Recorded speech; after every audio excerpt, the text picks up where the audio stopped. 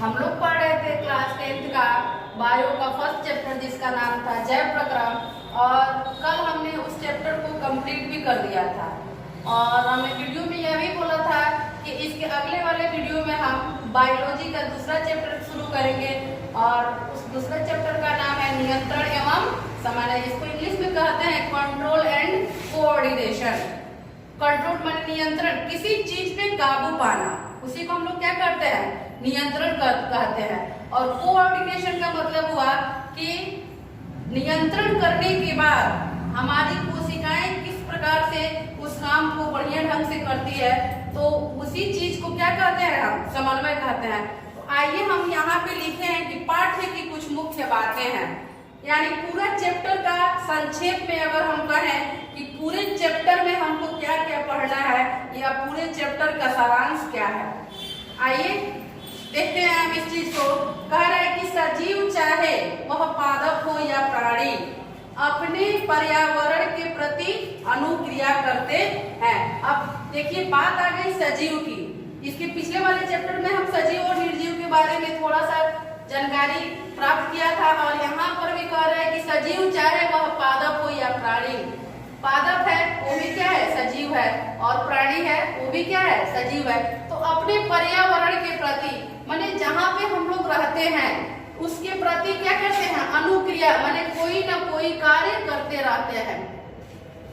इसके लिए जंतुओं और पादपों में विशिष्ट कोशिकाएं होती है और इस पर्यावरण के प्रति अनुक्रिया करने के लिए जंतुओं और पादपों में क्या होती है, विशिष्ट कोशिकाएं होती है।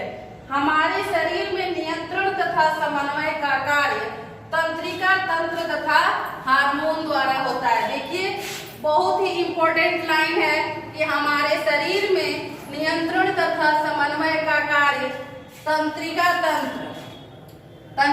तंत्र तथा हार्मोन द्वारा होता है। यानी हमारे शरीर में जितने भी कार्य होते हैं वो किसके द्वारा होता है, तंत्रिका तंत्र तथा हार्मोन के द्वारा होता है। अब देखिए तंत्रिका तंत्र की अनुक्रिया को निम्नलिखित क्रिया में वर्गीकृत किया जा सकता है। अब देखिए जो मेरा तंत्रिका तंत्र है उसको हम लोग क्या किए हैं, 3 भागों में वर्गीकृत कर दिए हैं। पहला क्या है, प्रतिवर्ती क्रिया, दूसरी ऐच्छिक क्रिया तथा तीसरा है अनैच्छिक क्रिया। एक चीज आप लोग और समझिए, नियंत्रण। मान लेते हैं कि हमको कभी ज्यादा टेंशन हो जाता है, उस ज्यादा टेंशन से हमारा क्या हो जाता है, तबीयत खराब हो जाता है। तो उस टेंशन पे काबू पाने के लिए या कभी कभार हम लोग कोई बात या कोई जोक पे बहुत तेजी से हंस देते हैं, तो हंसते हंसते मेरे शरीर में क्या हो जाता है, दर्द होने लगता है। तो वहां पे हंसी को कंट्रोल करना यानी नियंत्रण करना, या अपने जैसे किसी बात पे हमको गुस्सा आ गया, उस गुस्सा पे हमको काबू पाना है, तो वह सब काम किसके द्वारा होता है, तंत्रिका तंत्र तथा हार्मोन के द्वारा ही होता है। अब देखिए कह रहा है कि मनुष्य सोचने वाला प्राणी है। ये तो आप लोग भी जानते हैं कि पादप सोच नहीं सकता है क्योंकि उसके पास वैसी कुछ विशेष कोशिकाएं नहीं होती है। तो मनुष्य सोचने वाला प्राणी है। मेरुरज्जु तंत्रिकाओं की बनी होती है। जो मेरुरज्जु है वो किसकी बनी होती है, तंत्रिकाओं की बनी होती है, जो सोचने के लिए सूचनाएं प्रदान करती है। मेरुरज्जु का काम क्या है, मेरुरज्जु तंत्रिकाओं की बनी होती है। देखिए इंपॉर्टेंट लाइन ये भी है, जो सोचने के लिए सूचनाएं प्रदान करती है। अब देखिए मस्तिष्क की बात आ गई। सोचते हैं हम लोग किससे, मस्तिष्क से ही हम लोग क्या करते हैं, किसी भी बात को सोचते हैं। तो मस्तिष्क के 3 क्रियाशील भाग हैं। अब अगर क्वेश्चन पूछते हैं आपसे कि मस्तिष्क के कितने भाग होते हैं, तो आपका जवाब होगा कि मस्तिष्क के 3 क्रियाशील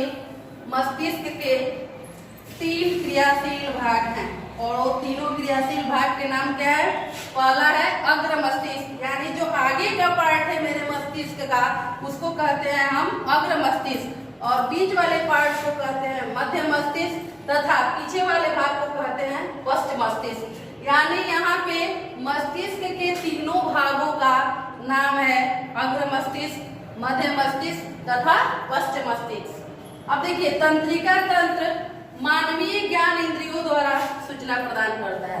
तंत्रिका तंत्र क्या काम करता है कि मानवीय ज्ञान इंद्रियों द्वारा सूचना प्राप्त करता है तथा पेशियों द्वारा क्रिया करता है। सूचना तो तंत्रिका तंत्र के द्वारा प्राप्त कर लिया, लेकिन उस कार्य को कौन संपन्न करता है? हमारे शरीर की पेशियां या कोशिकाएं उस काम को पूरा करती है।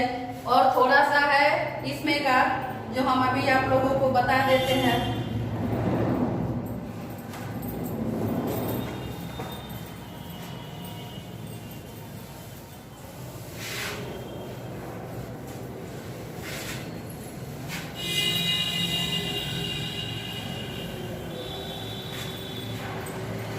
अब है जंतुओं और पादप दोनों में, जंतुओं और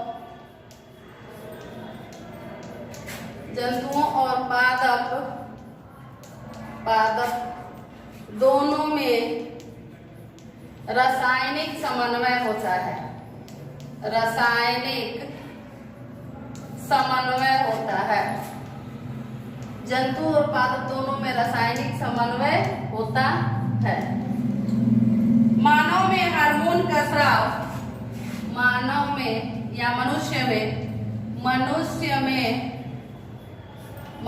में हार्मोन का स्राव, मनुष्य में हार्मोन का स्राव अंतःस्रावी ग्रंथियों द्वारा होता है। अंतःस्रावी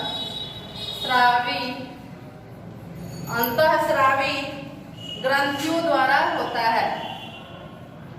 अंतःस्रावी ग्रंथियों द्वारा होता है।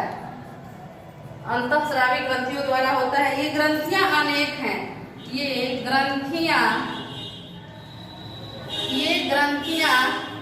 अनेक हैं। ये ग्रंथियां अनेक हैं जिनसे अलग अलग हार्मोन स्रावित होते हैं। जिनसे अलग अलग हार्मोन स्रावित होते हैं। जिनसे अलग अलग हार्मोन स्रावित होते हैं। स्रावित माने निकलना या बहना, स्रावित होते हैं। पादपों का इनके अंगों का उद्दीपन, पादपों का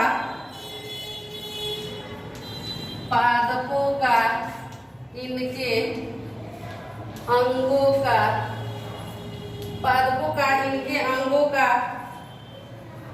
उद्दीपन की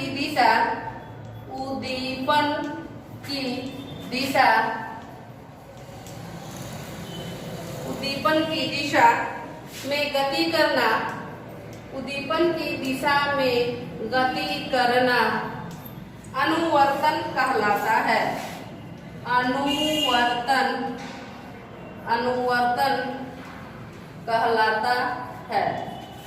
अनुवर्तन कहलाता है। जब हम छुई मुई, देखिए जब हम छुई मुई की पत्तियों को, जब हम छुई मुई की पत्तियों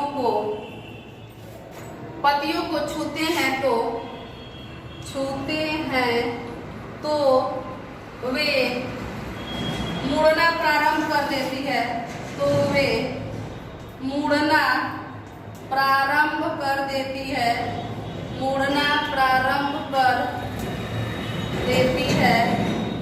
मुड़ना प्रारंभ कर देती है और नीचे की तरफ झुक जाती है और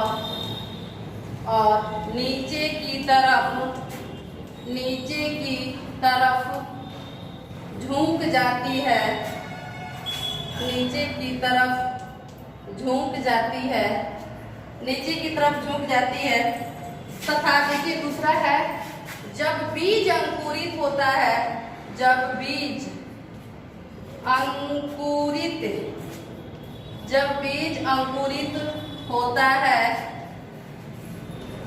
अंकुरित होता है तो उसकी जड़ें नीचे की ओर,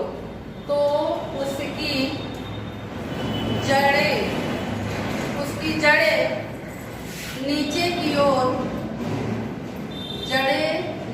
की ओर जड़ें नीचे की ओर तथा जड़ें नीचे की ओर तथा तना ऊपर की ओर जाता है। तना ऊपर की ओर, तना ऊपर की ओर जाता है। देखिए कह रहा है कि जंतुओं और पादप दोनों में रासायनिक समन्वय होता है, ये तो हम लोग जानते ही हैं। मनुष्य में हार्मोन का स्राव अंतःस्रावी ग्रंथियों द्वारा होता है। देखिए मनुष्य में हार्मोन का स्राव अंतःस्रावी ग्रंथियों द्वारा होता है, यानी कि हमारे शरीर में बहुत से अंतःस्रावी ग्रंथियां हैं जिससे अलग अलग प्रकार के हार्मोन क्या होते हैं, स्रावित होते रहते हैं। और ये ग्रंथियां अनेक है और सारे ग्रंथियों से अलग अलग हार्मोन, देखिए वहां पे लिखा भी है, ये ग्रंथियां अनेक है जिनसे अलग अलग हार्मोन स्रावित होते हैं। पादपों का इनके अंगों का उद्दीपन की दिशा में गति करना अनुवर्तन। अब कहे कि अनुवर्तन क्या है, तो पादपों का इनके अंगों का उद्दीपन की दिशा में गति करना क्या कहलाता है, अनुवर्तन कहलाता है। जैसे जब हम सुई हुई की पत्तियों को छूते हैं तो वे मुड़ना प्रारंभ कर देती है और नीचे की तरफ जो जाती है। ऐसा क्यों होता है, क्योंकि उद्दीपन के कारण होता है यहाँ पे। और जब बीज अंकुरित होता है तो उसकी जड़ें नीचे की ओर तथा तना ऊपर की ओर जाता है। यहाँ भी क्या हो जाता है, अनुवर्तन की क्रिया ही होती है। तो ये था आज पाठ का कुछ सारांश और इसके बाद हम पाठ के जो क्वेश्चन है टॉपिक वाइज क्वेश्चन को पढ़ेंगे और समझेंगे। तब तक आप घर पर रहिए, सुरक्षित रहिए और अपनी पढ़ाई को मन से पूरी कीजिए। और जो भी यहाँ पे पढ़ाया जा रहा है ऑनलाइन के माध्यम से, आप लोग सबको उस क्वेश्चन को अपने नोटबुक में लिखते रहिए। धन्यवाद।